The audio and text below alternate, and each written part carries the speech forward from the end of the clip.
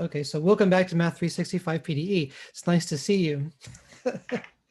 And let's pick up pretty close to where we left off last time. So we were talking about the weak solutions to continuity equations.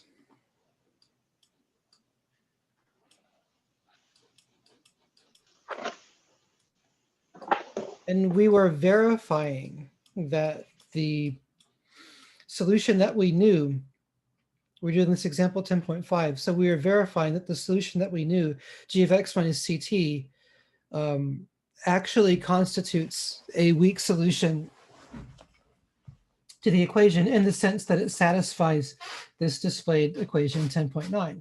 So certainly if g is a differentiable function with continuous derivative, then it's what you call a classical solution.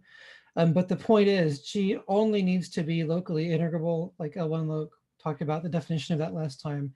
And if that's the case, and if this integration by parts formula is satisfied, then G is what you call a weak solution. And we talked in detail about why this formula makes sense to characterize, the definition of weak solution to continuity equation. So going through this, you're just plugging G into the formula like we did last time. So this is the first term of it. We noted that this should be a plus sign. We noted that you can change variables to characteristic coordinates. We noted that this is really just rewriting psi in terms of the characteristic coordinates. We noted that this should be a plus sign. And that with those notes, you get u times this plus that equals this. We noted by the fundamental theorem of calculus, I mean, the whole point of changing coordinates is so that instead of this, you get like one term. It's just a single derivative. So now you can integrate. And when you integrate this, because it's compactly supported, the upper limit will vanish. The lower limit still gives you. So this is like, b minus a. So this is minus plugging in 0. You're integrating with respect to tau, and y is a fixed number.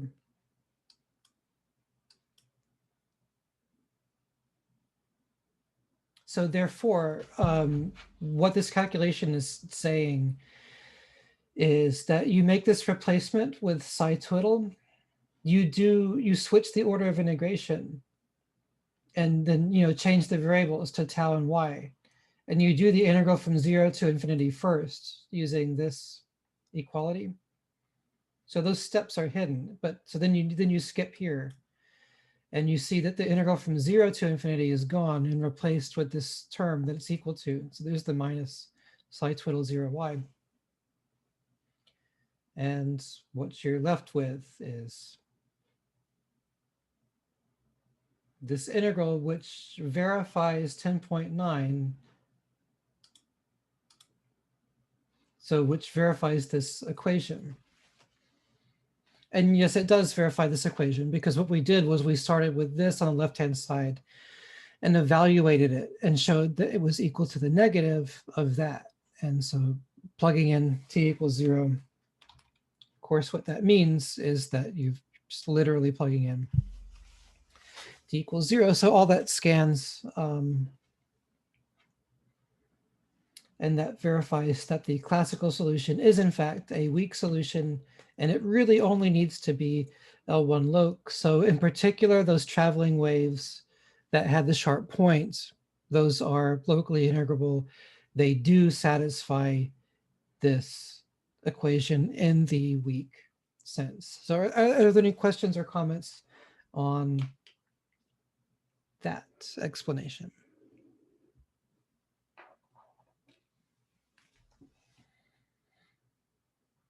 Ken, could you just scroll up a little bit?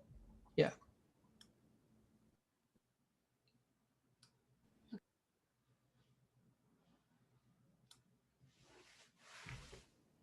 This makes sense. Yeah. And last time we even calculated the Jacobian determinants. So the derivative of the change of variables does not scale the area. That determinant was equal to 1. So when you do the change of variable, you're on a rectangle, you can keep the same bounds. So moving from dx/dt to dy d tau doesn't require any extra to thing. You compute this integral from 0 to infinity first, giving you that term, which you're now plugging in, and then that's just what's left over. And the change of variable to characteristic coordinates was done completely to allow you to make this step right here.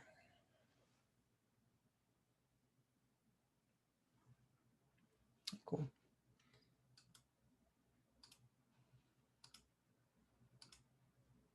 So the next thing I want to look at,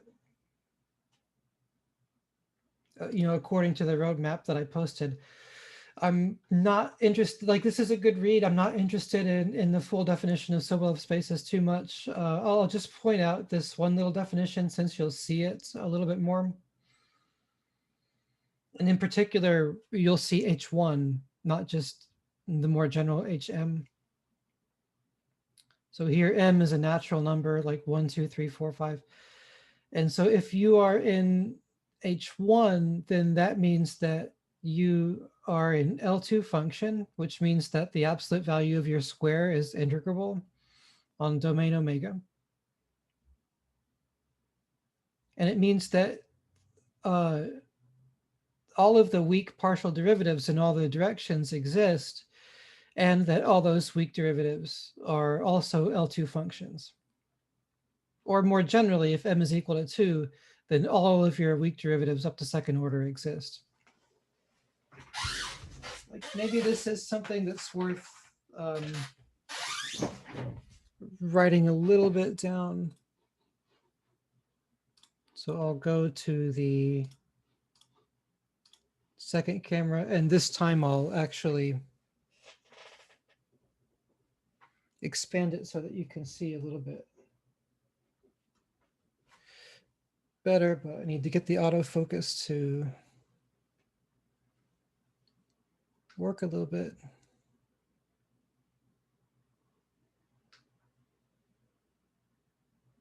There we go. So what's H1? So that's what you're going to see the most. And like omega is typically a connected open set, a domain. Could be inside Rn, but in our examples, usually omega is in R2.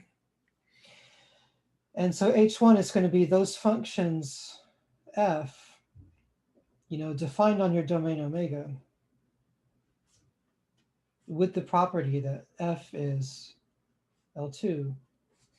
So in other words, say we're on R2, so I should actually be integrating over omega, and your L2 norm is like finite. It exists and it's finite. And more than that, the weak derivatives of f. So like, I'll just do it in F2 in R2 so I can like write it down. Df dx has to be also in L2 omega. Df dy also has to be in L2 of omega. But if you were in Rn, then all of those partials would have to be existing in the sense that they're weak derivatives, and it has to be true that df dx squared omega is less than infinity, meaning that it exists and is finite. So it's convention to still use this notation for weak partial derivatives, defined still through that integration by parts formula.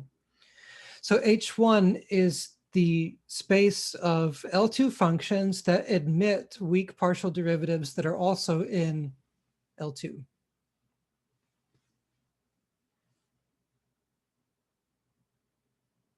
Okay. Any questions on that?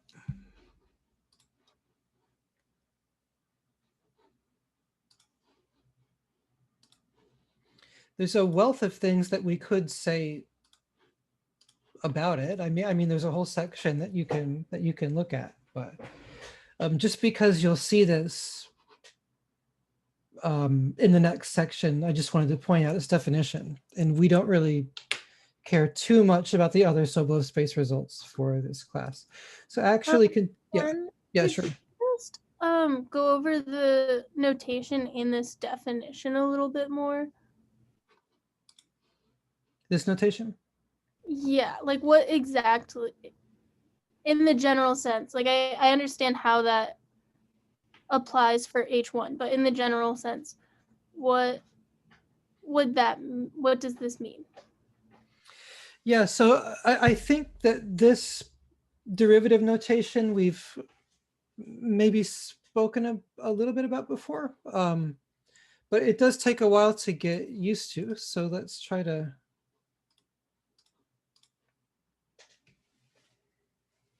see that. So what were the elements?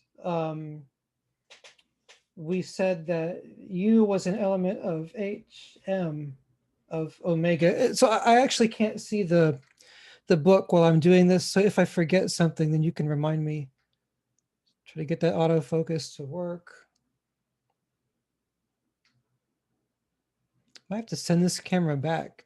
It's like irritating me that like you can't just set the focus and put it in a position. It has to do this little business every single time. But neither here nor there. And so so U, excuse me, has to be in L2 of omega. So that we're more familiar with. And you're also seeing that D alpha of U needs to be in L2 of omega for any alpha less than or equal to M. And this is probably the thing that's kind of confusing, right?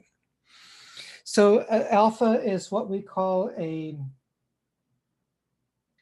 multi-index.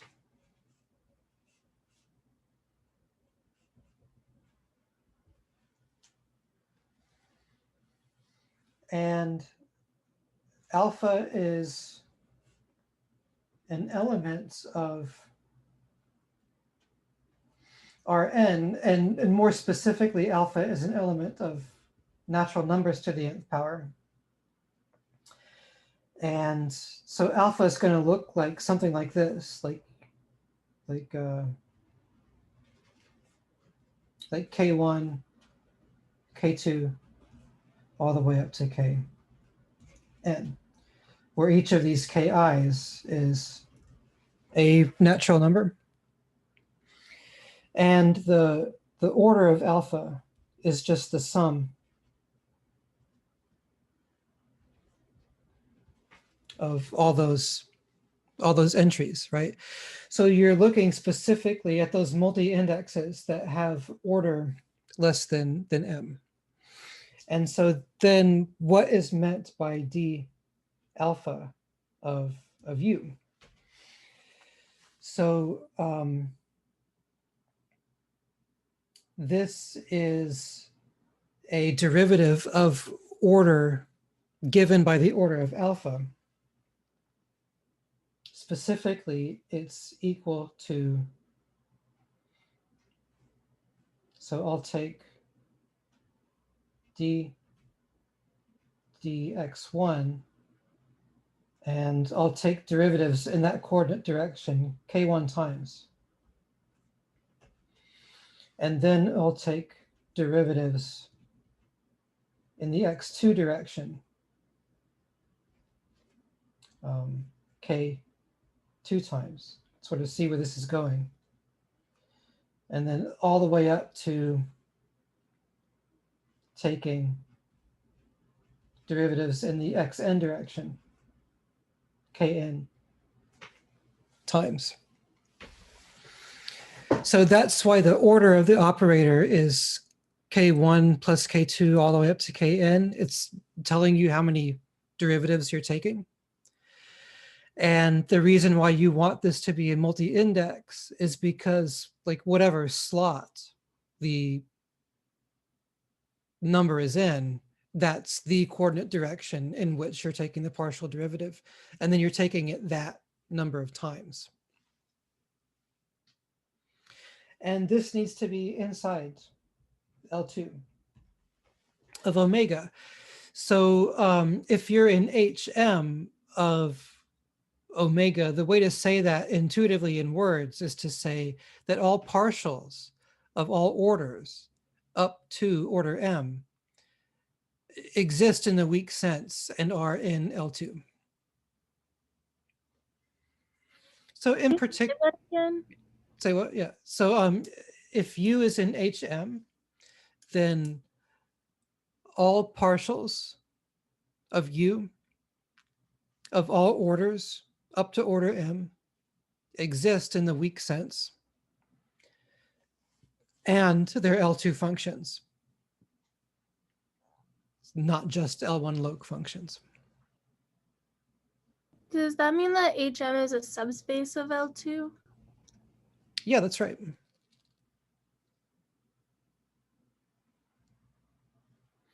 Most function spaces you care about are subspaces of L2. L2 is a huge function space, and all compactly supported smooth functions, all compactly supported continuous functions, all compactly supported differentiable functions, those are all subspaces of L2. You just have to include the phrase compactly supported so that you know that you can actually integrate them. But then more generally, you can start looking at spaces of functions that admit weak derivatives that are also compactly supported. And those things will also be subsets of L2. And so the general principle is that when you're dealing with PDEs, you really want to allow solutions in the weak sense so that you can actually capture the solutions to the PDEs. Like if you just ask that solutions be C2 or smooth or whatever, you're going to miss all these other solutions that are out there that can still serve your purpose. So the appropriate vector space to work in turns out to be these HM spaces, or more generally, these Sobolev spaces. If you go on into higher mathematics and like into graduate school, you'll start to learn about even more function spaces, the Sobolev spaces, the Holder spaces, the fractional Sobolev-Slobodecki spaces, the Zygmunt spaces, the Hardy spaces, it's like, like shrimp kebab, shrimp sandwich, like there's so many function spaces. There's so many function spaces, and they all have utility in different contexts.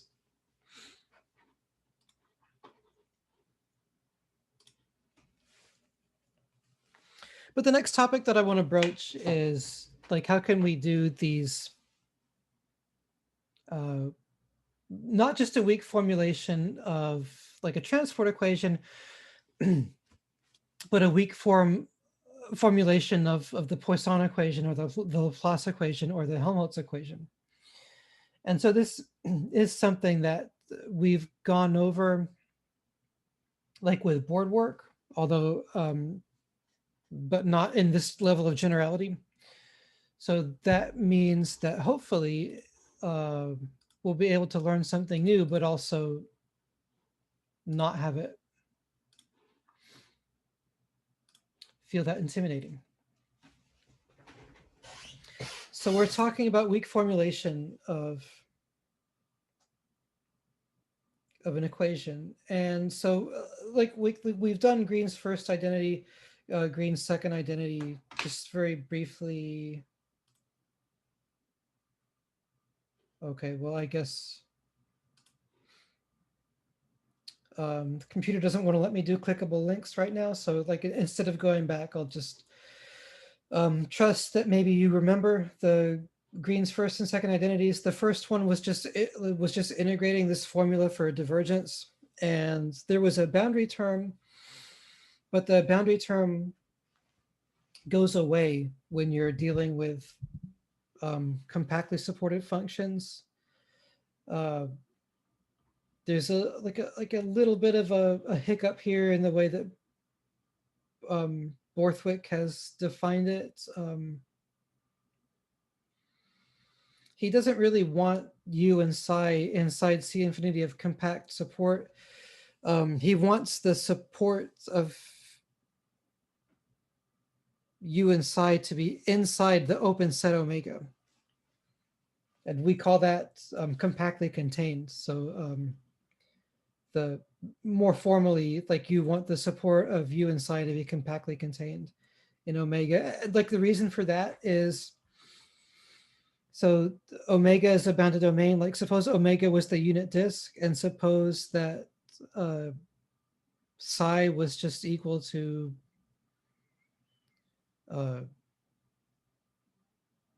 like any function you want. Maybe psi is like the sine of the length of vector x. And if you do this formula, you will get a boundary term because the support is going to be like the boundary of omega, which would appear here. And he doesn't want to do that. He wants the support to actually be contained in the open set omega so that you're zero on the boundary and those terms drop out. But that's just sort of like a small little typo, just sort of explaining what he means.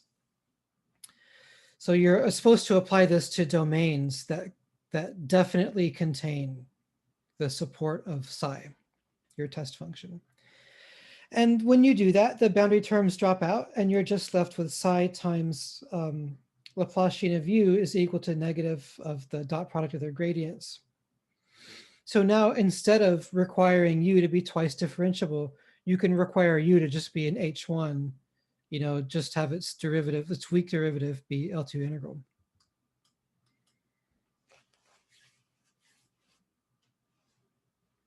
H1 does admit an inner product. This is it.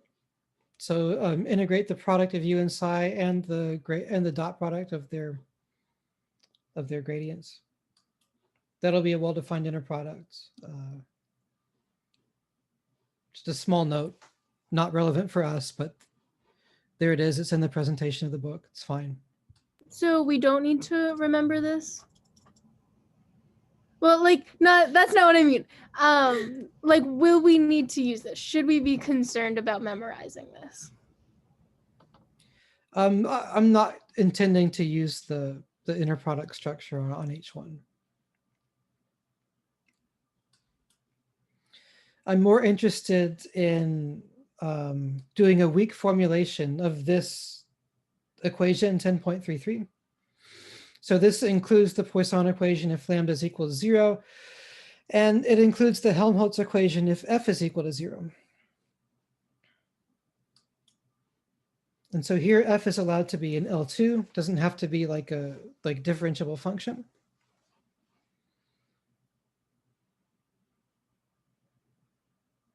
And U is in H1 omega naught, so kind of switching their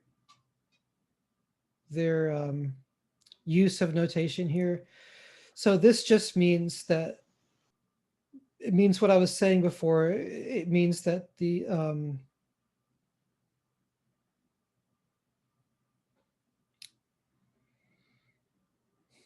it means that the support of U is compactly contained inside omega.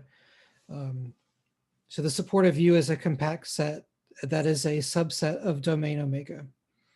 So this is like what is the subscript 0 referring to? That's what I'm telling you right now. So do you want me to say it again? It means that the support of U is compactly contained inside. Oh, omega. I see. Yeah. So the support of U will be a compact set that's contained inside the open set omega. So in other words, you don't want the support of U to intersect the boundary of omega. So you want this to be true. So this is like a weak way of saying that.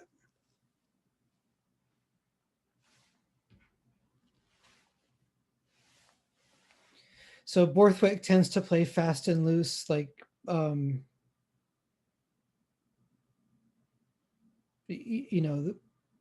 there's like technical mathematics in defining these things in a weak sense, but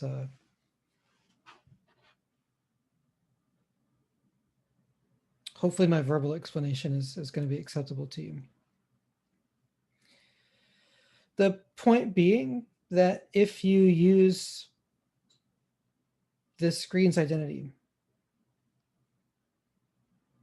you'll be able to replace Laplace. You multiply by a test function, integrate, and then do integration by parts. And when you do that, you get u times psi, and you get f times psi, and you're integrating, so that's fine. And the thing that you need to integrate by parts on is just this term, which becomes negative gradient u dot gradient psi. And then you multiply the whole thing by a negative sign, because that's how you're defining Laplacian in this case. And this is on the other side of the equation, so you end up with this having the plus sign and those two having the negative sign. So Wait, Ken, can you explain that procedure again? So you multiply what by the test function? So take this equation, bring this part to the left-hand side, multiply by test function psi and C infinity compact support, and integrate over omega.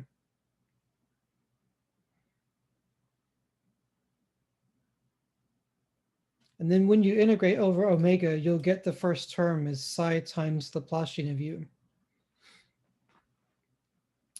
But then by Green's identity, that's equal to the negative of gradient u dot product gradient psi. And the negative signs cancel out since you already had negative Laplacian.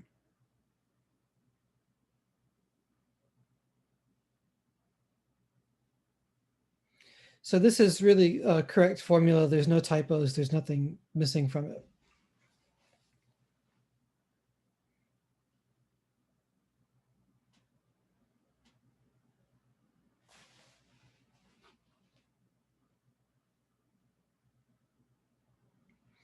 And so strictly speaking, like what's this well-defined for? It's well-defined where psi is your test function that's smooth, and u does not have to be smooth function anymore. It doesn't need to be twice differentiable. Just needs to have one weak derivative in L2. And in order to represent this boundary value, you're asking that the support is contained inside omega, which you phrase by saying the support is compactly contained inside omega.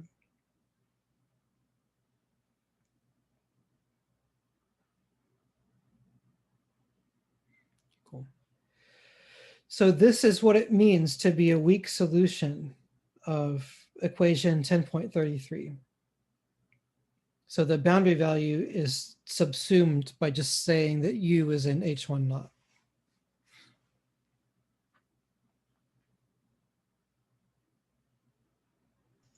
It's a nice word.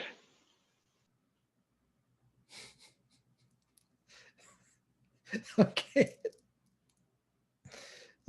Yeah, thank you. It's like mathematicians that use whence. Or the thusly. Thusly. I don't think that's a nice word. Thusly is so gross. Don't come at me with thusly. Yeah, let's check out an example. So we'll check out a one-dimensional case where Laplacian is nothing but u double prime.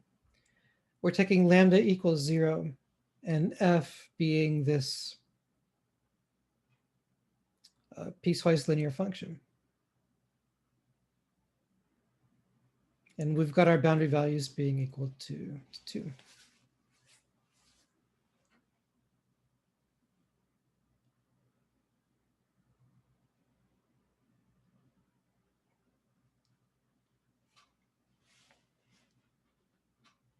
So the idea is to say, well, you could solve this on each individual interval, which you do. Just integrate this twice, integrate that twice, and you get some constant of integration.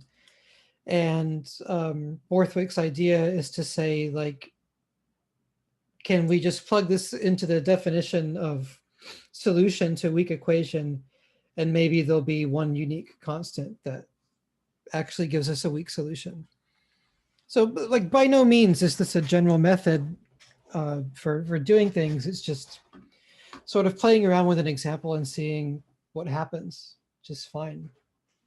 And our domain omega is interval from 0 to 2. And F is apparently not in H1 naught, right? Because its support goes right up to the boundary. Like it doesn't have Dirichlet boundary values. But I guess that's fine. It was only U that had to be in H1 naught. So that's okay. So you try to do this, and the dot product of the gradient in this case just becomes U prime psi prime. A lambda was 0. You have F prime times psi. So you want this to hold good for every test function psi. So you break it up into the two pieces like you do. Use integration by parts.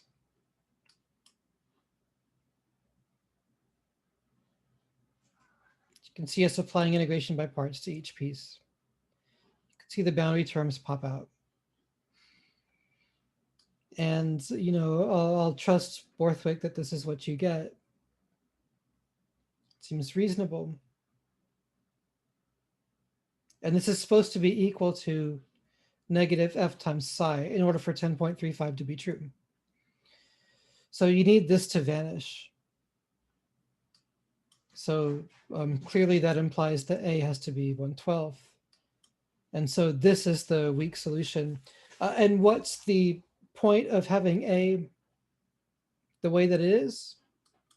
It's a pretty good note. So the condition on A corresponds to the matching of the first derivatives at x equals 1.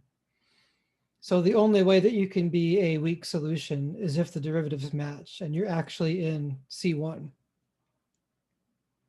But importantly, I know, right? But importantly, you didn't need to be in C2. So it really is a weak solution, right? It's a solution that's in C1 that solves the equation in the weak sense. That's the important thing. Any question or comment on that?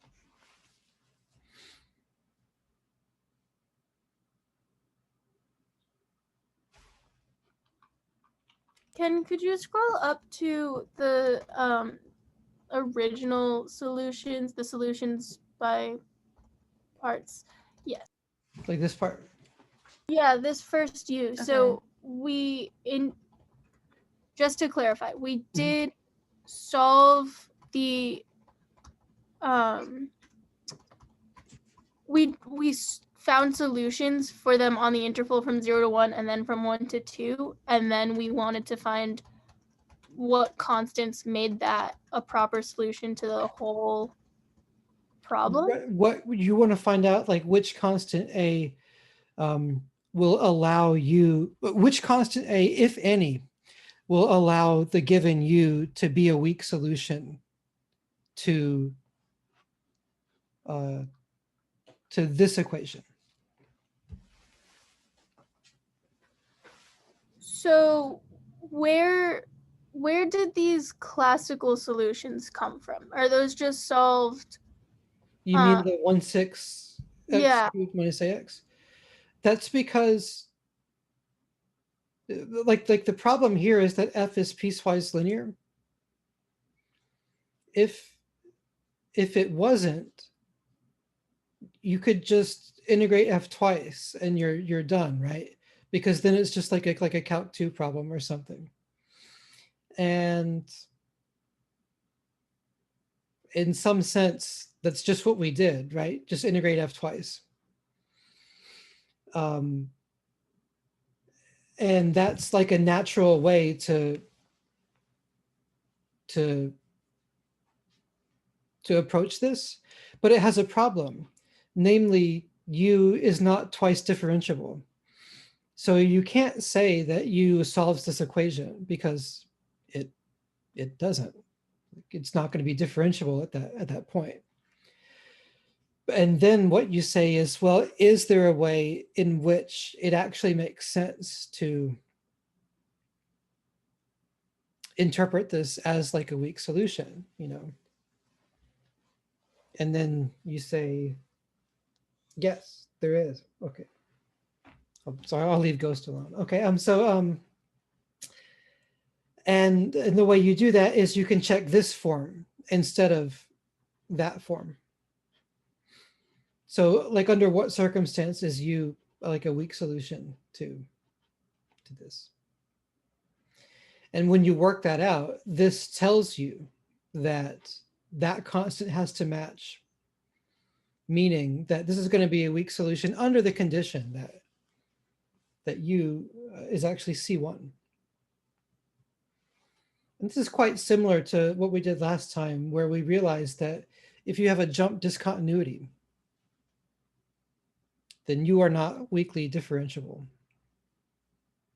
because those things had to match. So it's like that same sort of idea.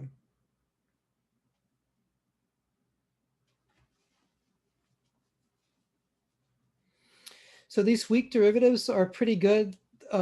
Weak solutions to PDEs are pretty good. Like what we're kind of learning is that you can get these points where you're continuous, but you're not differentiable, and you're probably still a weak solution. But weak solutions don't really play very well with jump discontinuities. And you might start searching for something that's even more general. So you might start searching for these things called distributions.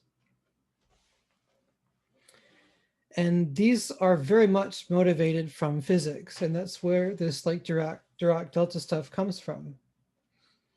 And so this is what I really want to head towards. So like to define weak derivatives like we did in chapter 10, we use these test functions. We used integrate psi against f. And so one way to interpret this is to think of the function, think of the L1 loc function, not just as a function, but to think of it as a functional, that takes psi as an input and gives this number as an output.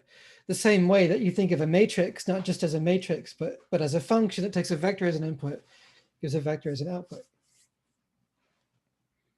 More generally, a distribution is a more general function that takes a C infinity complex support and gives you an output that's not necessarily expressible as an integral. So all these L1 loc functions, they are distributions because they are functionals. They do take psi as an input and give you a number as an output, but more generally, distributions are things that take C infinity compact support functions as inputs and give you numbers as outputs. And there's like one or two little extra adjectives. Formally, a distribution is a functional that's continuous and linear. We'll talk about that. But it's something that's more differentiable than it's more general, than a weak derivative. And in fact, it's more differentiable too. Not every L1 loc function is going to be weakly differentiable. Even like these tiny minor things like having a jump discontinuity prevents you from being weakly differentiable. But every L1 loc function is infinitely differentiable in the distributional sense. In fact, every distribution will have an infinite number of distributional derivatives. It's kind of amazing. So this is like a really general modern theory invented in the mid 20th century to deal with PDE problems. And so the model for this comes from Coulomb's law. We've already seen this in class, but we didn't go through the physics. We'll sort of very briefly go through the physics. This is a great section, by the way, if you want to study it in more detail. So Coulomb's law says that take a particle with electric charge Q naught located at the origin, and it'll generate for you an electric field given by E. And you've got Coulomb's constant depending on the medium surrounding the charge. And you've got Q naught is supposed to be the charge of the particles. So whatever, you end up with constant times 1 over x squared times unit radial vector x over its length. There's another important law of electrostatics called Gauss's law, which says that the divergence of E is equal to 4 pi k, same k, times rho, where rho is the charge density. It's going to turn out that rho is like your Dirac delta distribution. And if E happens to be the gradient of a function, then divergence of the gradient will actually be the Laplacian. So what's going to happen is you'll kind of combine these equations and you'll get Laplacian equals Dirac delta, or Laplacian equals charge density. So that's how this came up in physics, by the way. But let's not get ahead of ourselves. Combining these two together, you get this conundrum, which is to say that this electric field is not differentiable at x equals 0, not even weakly differentiable. On the other hand, ignoring the constants for the moment, just plugging in x over length of x cubed for E, taking the divergence of that, you see that this, so we're in R3. So you see that this is a solution to Laplace's equation away from the origin. I mean, this is consistent with Coulomb in that he says the charge density is 0 outside of the point. However, for L1 Loc function, if it vanishes except at a single point, then its integral is always going to be 0. So evidently weak derivatives are not like a good way to deal with this phenomenon. So to reconcile this with Gauss's law, we're going to do something we already did. I can't stress this to you enough. We've already done this in class. So you can reconcile like these equations like with what we've done like in the previous notes. So instead of taking divergence of E equals this, I'm going to integrate it and integrate it by parts to land on what? So I multiply this equation 12.2 by test function. I do Gauss's law to bring the derivative on the other side. The minus sign goes over here. This is just rho times psi integrated. And now we try to evaluate this integral. And you see the problem is that this stuff isn't defined at the origin. So you excise a little ball of small radius epsilon and then take the limit as epsilon goes to 0. This thing you can use Green's second identity on, which is exactly what he's doing. He's using nu for the outward pointing normal, which in this case is minus x over r.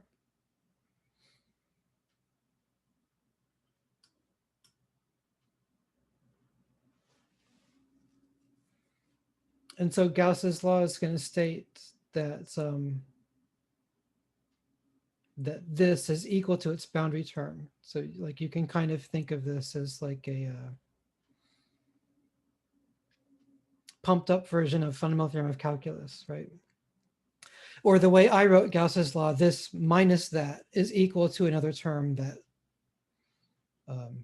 that vanishes because of the fact that we do this calculation and it vanishes. So if you think way back when, that's what we were doing.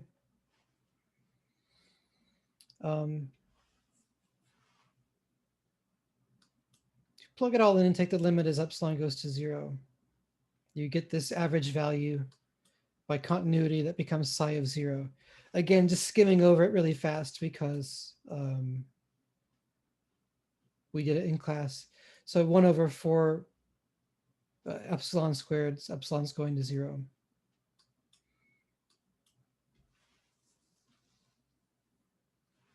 You end up finally with this expression.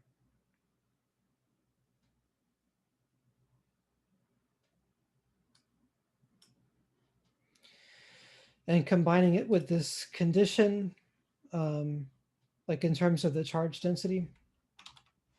I know I'm skipping over it a little bit fast, but that's just because we've done prior work. You end up with the condition that integral of rho times psi is equal to q naught times psi of 0. So this is why Dirac made up the idea of delta function. So he said, like, evidently charge density is a quote unquote function that when you integrate it against psi, it gives you the point at the origin. And that's not true. You have to interpret it in the integration by parts sense. But what rho really is what we call a distribution. It's something that takes f as an input and gives f of 0 as an output. But this is what Dirac called the delta function. But it's just, the point is, it's just a functional. It's something that takes the function as an input, gives you the evaluation as the output. But this Dirac delta functional stuff comes to us from that book he wrote in the 1930s. And so these are called charge distributions. That's where the name distributions came from.